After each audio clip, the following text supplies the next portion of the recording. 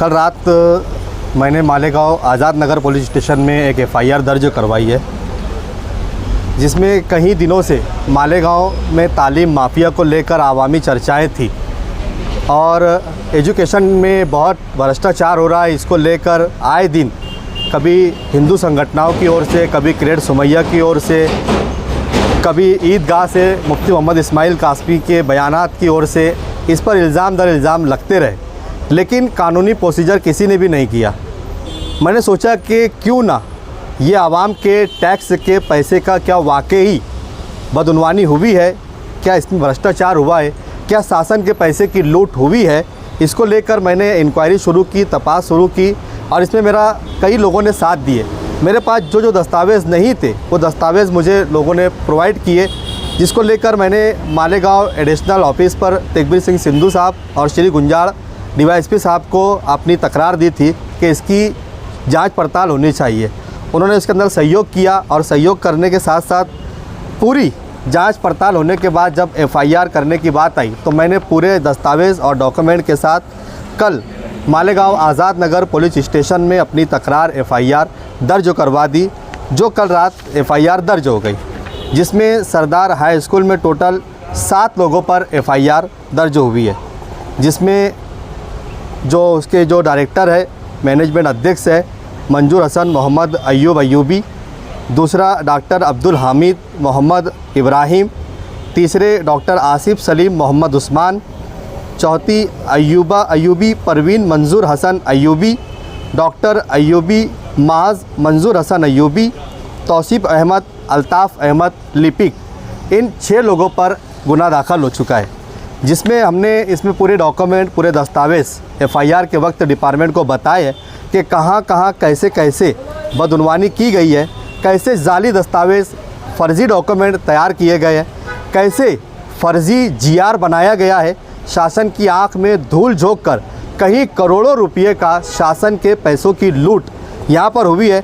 हमने अपनी एफआईआर में भी यही लिखा है कि शासन के पैसों की जो लूट हुई है वो रिकवर होना चाहिए और गवर्नमेंट का पैसा गवर्नमेंट को वापस दिया जाना चाहिए, जिसमें इन पर संगीन दफ़ात भी लगाई गई है, जिसमें इसमें यानी कि पहले की 120(b) और अभी की 61(2) यानी कि प्लानिंग, ये धाराएं भी लगी है। उसी के साथ 316(4), 316(5), 318(3), 318(4), 336, 338, 339, 340, 341 और 3(5) ये सारी दफ़ात इनके ऊपर लगाई गई है।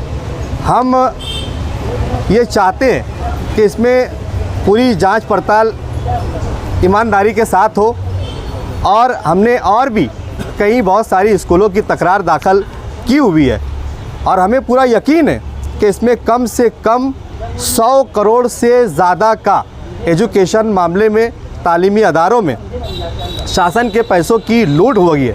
फ़र्क बिल के नाम पर, उसी के साथ साथ फ़र्क बिल के नाम साथ बोकस टीचर भर्ती की गई है और सबसे बड़ा इसके अंदर टीचरों से जो पैसा लिया जाता है वो एक अलग है, उसका अभी हमने इसमें उल्लेख नहीं किया है, लेकिन शासन की लूट और टीचर भर्ती घोटाला, ये 2 मामलों पर हमने एफआईआर दर्ज की है, जिसमें एफआईआर में साफ तौर पर लिखा है कि फ़र्ज़ी डॉक्यूमेंट बनाए गए जिसके आधार पर भर्ती की गई और शासन के पैसों की लूट धोखाधड़ी के साथ यहाँ पर हुई है।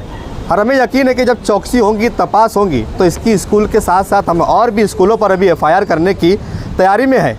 बहुत जल्द अगली स्कूलों का भी नंबर है, उन पर भी एफआईआर होंगी और एक एक करके सब नाम सामने आएंगे। इसमें मास्टरमाइंड कौन है, इसके लिखी थी कि शासन के जो पैसे की जो लूट हुई है वो पैसा गवर्नमेंट को रिकवर होना चाहिए और ये लोग डायरेक्ट इनडायरेक्ट जो शासन का गैर कानूनी तरीके से लूट करे वो पैसा गवर्नमेंट के खाते में जमा होना चाहिए। देखा गया है बहुत लोग आए और रास्ते में से ही अपना मतलब छोड़ के चले गए। बहुत सही, लड़े नहीं। बहुत सही कहा आपने।